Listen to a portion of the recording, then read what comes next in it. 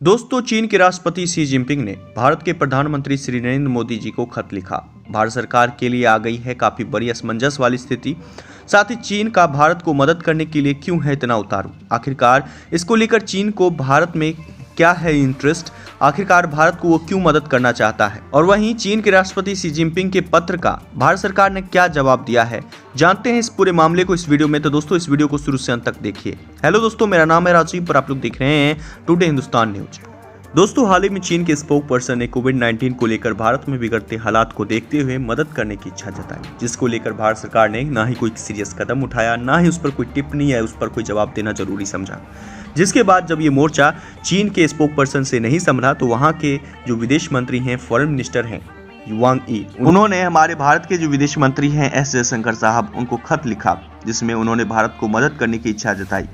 वहीं जब यह मोर्चा वहां के विदेश मंत्री से भी नहीं संभला तो चीन के राष्ट्रपति शी जिनपिंग ने खुद इस मोर्चा को संभाला और डायरेक्ट उन्होंने भारत के प्रधानमंत्री श्री नरेंद्र मोदी जी को खत लिख डाला। उन्होंने विशेषकर टिप्पणी कोविड-19 को लेकर हम भारत सरकार की मदद करना चाहते हैं। इन बिगड़ते हालातों को देखते हुए हम भारत के लोगों की मदद करना चाहते हैं, उन्होंने ये टिप्पणी कर डाली। वैसे दोस्तों, आप लोग ये जानते होंगे कि चीन बिना फायदे के किसी में कोई इंटरेस्ट नहीं रखता, ना ही किसी की मदद करने में कोई इंटरेस्ट रखता है।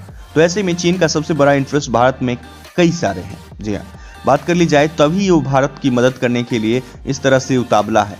और इसीलिए आपको ये बता दें कि गलवान वैली में घटना घटी थी, तकरीबन 20 सैनिक हमारे शहीद हुए थे। उसके बाद भारत में चीन का बहिष्कार होना स्टार्ट हो गया था। यहाँ तक कि स्थितियां ये पैदा हो गई थी कि चीनी लोगों को पसंद करना तो दूर की बात है, उन्हें देखना भी पसंद नहीं करते थे, क्योंकि भारतीय लोगों के दिलों में उनके 20 जवानों की शहादत का अभी भी दर्दनाक वो भयानक मंजर उनके दिलों में बसा था। और इसीलिए चीनी सामानों का बहिष्कार हो या चीनी कंपनियों पर प्रतिबंध लगाना हो या चीनी कंपनियों को सरकारी टेंडर से बाहर निकालना हो, यहाँ तक कि जितने भी छोटे मोटे स्टार्टअप वाले थे और उसमें जब चीनी कंपनियां अपना पैसा इन्वेस्टमेंट करना चाहती थी तो यहाँ तक कि वो जितने भी उनके छोटे मोटे स्टार्टअप थे वो जानते थे कि चीनी कंपनी अगर इन्वेस्टमेंट करती है तो उनको उनकी जो कंपनी है, उनका जो स्टार्टअप है आगे बढ़ेगा।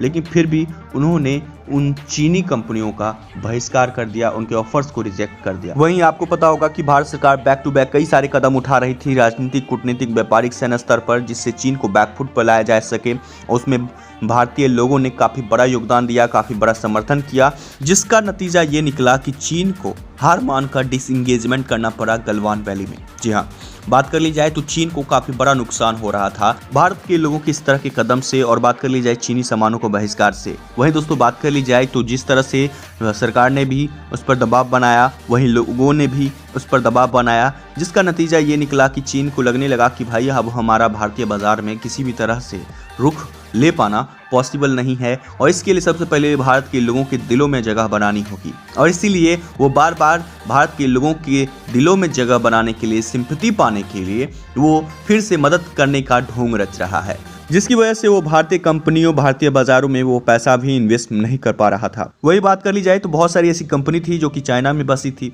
उनको भारतीय बाजार से काफ़ी ज़्यादा मुनाफा होता था और भारत ने बहुत सारे सब्सिडीज और इंसेंटिव देकर उन कंपनियों को भी भारत की ओर आकर्षित किया और ये भी तरीका काफ़ी कामयाब होता हुआ नजर आया और उन कंपनियों ने अपना इंफ्रास्ट्रक्चर भी डेवलप करना स्टार्ट कर दिया भारत में। तो दोस्तों, इस तरह से चाइना को काफ़ी बड़ा नुकसान हो रहा था।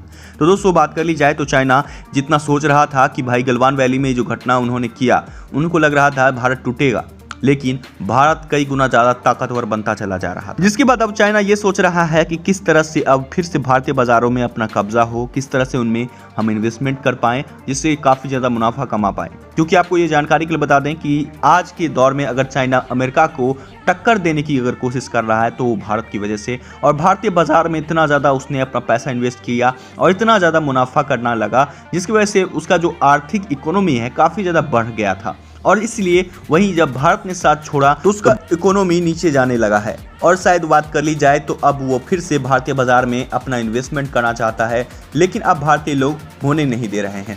दोस्तों, इस तरह से वो पहले भारतीय लोगों के दिलों में सिंपैथी पाने के लिए इस तरह के हथकंडे अपना रहा है और कह रहा है कि हम भारतीय लोगों की मदद करना चाहते हैं। वही बात कर ली जाए तो जब भारतीय सरकार को, यानी हमारे जो प्रधानमंत्री हैं श्री नरेंद्र मोदी जी को शी जिनपिंग ने पत्र लिखा कि हम भारतीय लोगों की मदद करना चाहते हैं, तो उसका एक इंटरनेशनल लेवल पर सिर्फ एक राष्ट्रपति का मान रखने के लिए भारतीय सरकार ने ये जवाब दिया कि आप थोड़े बहुत अगर मास्क दे सकते हैं तो मास्क दीजिए और इक्विपमेंट दे दीजिए, बस उससे ज़्यादा मुझे नहीं चाहिए। क्योंकि वैक्सीन तो मेरे पास पहले से ही अवेलेबल है। तो इस तरह से चाइना को मुंहतोड़ जवाब मिला। अब चाइना क्या करे? चाइना ने कहा कि भाई देखिए फिर से हम बात करते हैं, क्योंकि चाइना चाहता है कि फिर से भारत जो है हमसे वैक्सीन खरीदे, जिसके बाद दुनिया भर में वो अपने आप व्यापार बढ़ाना चाहता है वैक्सीन को लेकर भी।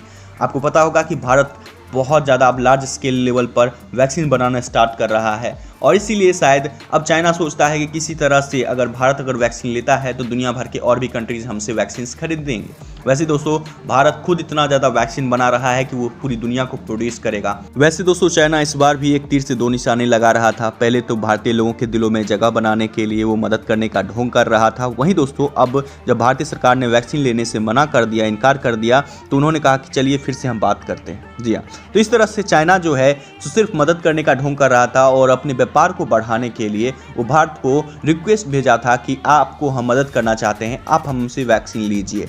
तो दोस्तों भारत ने जब वैक्सीन लेने से इनकार कर दिया तो वहीं अब फिर से कहता है चलिए हम फिर से बात करते हैं। तो दोस्तों इससे ये साफ पता चलता है कि चाइना को मदद नहीं करना, उसे भारतीय बाजार में इन्वेस्टमेंट करना है, लोगों से सिंपैथी पानी है, दुनिया भर में अपनी वैक्सीन को बेचना है और अपने अच्छा होने का प्रोपेगेंडा फैलाना है। क्योंकि चाइना का यही कहना है कि भाई अगर भारत मुझसे वैक्सीन लेगा तभी हम बाकी के इक्विपमेंट्स और मास्क भी देंगे, क्योंकि वो जानता है कि अगर भारत मुझसे वैक्सीन लेता है तो ऐसे में पूरी दुनिया जो है सो बाकी के कंट्रीज जो हैं सो वो भी मुझसे वैक्सीन लेना स्टार्ट कर देंगे, और इसीलिए वो इस तरह के हथकंडे अपना रहा है, और इसीलिए वो बार बार कहता है चलिए बात करते हैं, क्योंकि भारत उससे वैक्सीन लेना नहीं चाहता और वो ज़बरदस्ती देना चाहता है।